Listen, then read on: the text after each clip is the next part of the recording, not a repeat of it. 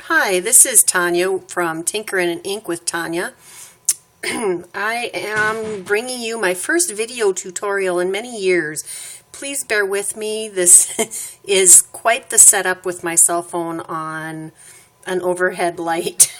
So if it's a little wobbly, I'm sorry. I had made this 4 votive candle holder box on a blog hop I was in recently and decided maybe it was time to try another video tutorial. So I'm going to show you how to make this today. I was going to try and convert measurements to use the gift box punch board, but I just don't think that that's going to be our most efficient way to make this. So we're going to start out. We're going to end up using 2 different scoring tools because the Simply Scored board does not have 1/16 inch measurements. If I could find a way to adapt that reliably, I would, but I haven't found a way yet.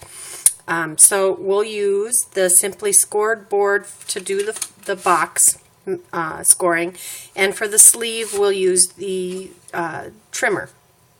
If you are okay with it being as loose as this is, you can go ahead and use the Simply Scored board.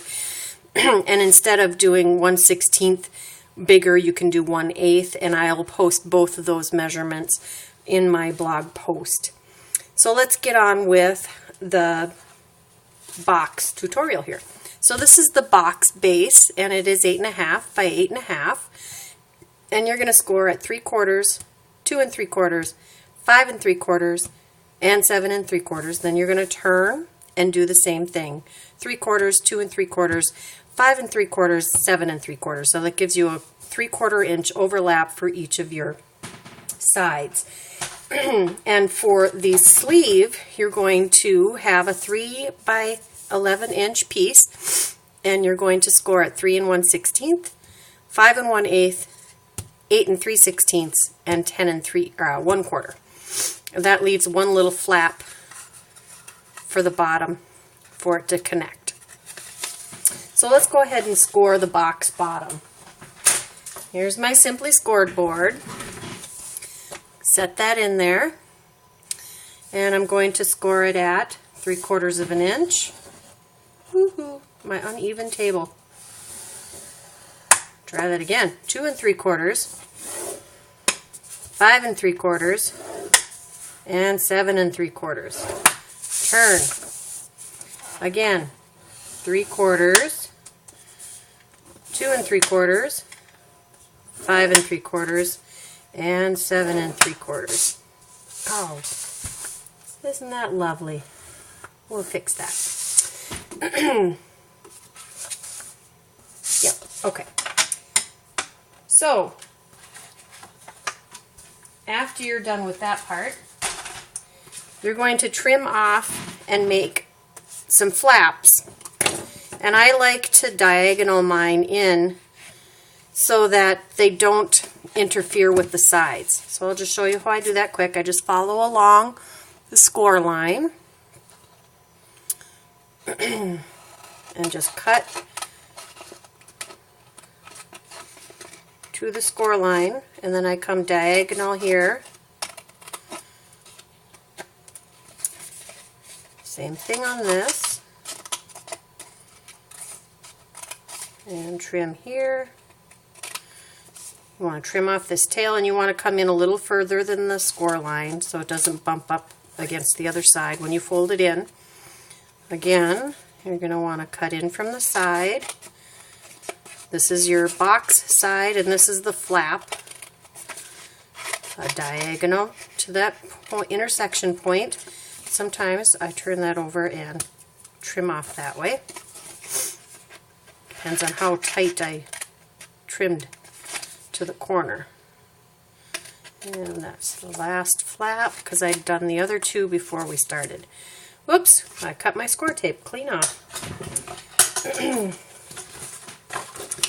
Alright, so then as you can see I already score taped all my flaps.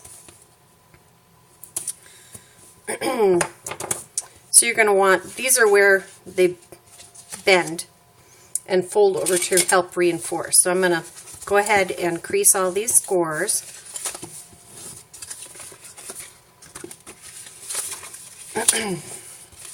I like to use the bone folder because it makes a nice sharp edge for your boxes. One more.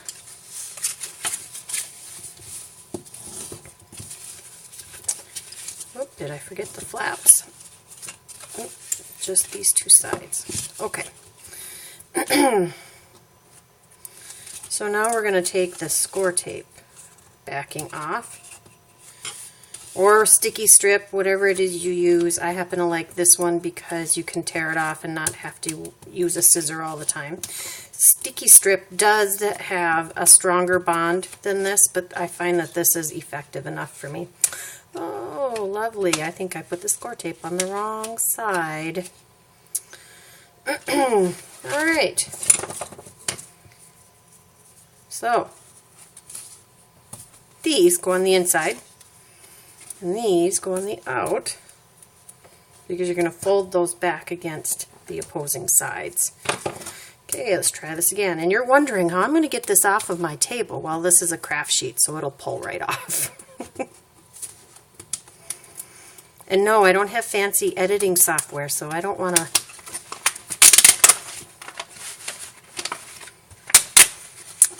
have to edit that out. Okay, so now I'm going to line up my corners here good and give that a squeeze all the way around.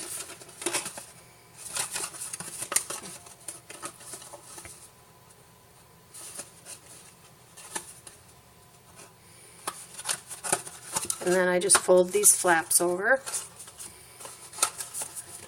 And I'm going to try to de-sticky that a little bit with my fingers.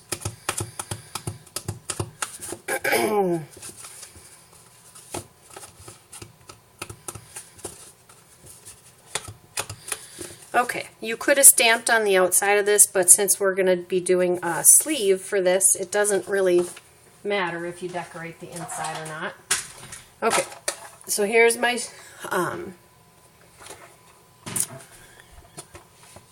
my trimmer that we're going to use to score this. I do need to open out the extension arm. So this one, again, we're going to score at 3 1/16, which is that first little line after 3. Make sure you have the scoring blade versus the cutting blade. The scoring blade is lighter, so I'm going to slide that cutting blade out of the way. So we're at 3 1/16. Score. I'm going to go to 5 1/8. 8 3/16.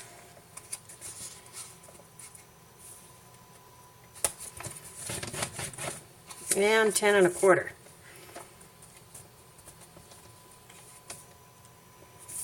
There. So that's all scored.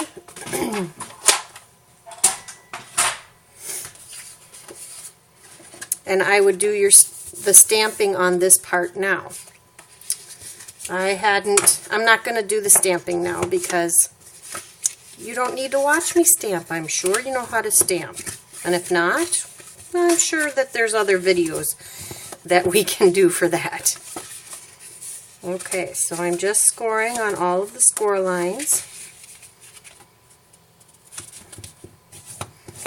And then I'll put a little sticky strip on this flap here on the outside of it.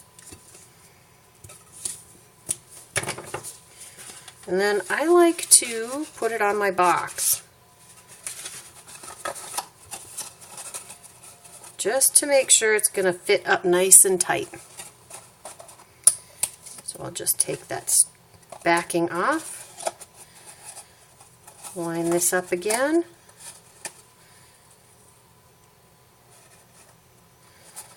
and there it is. The votive candles will fit in there just fine. We'll take these out and put them in there so you can see how nice that is. Hey, and that Hello Honey actually matches these apple cider spice scented candles pretty well. I'm thinking about decorating this with the new leaf stamp set in the Occasions Mini, which for the life of me I can't think of the name of right now. Is it For All Gratitude, maybe? Alright, well, I hope this video was helpful and hopefully not too long. Thank you. Bye.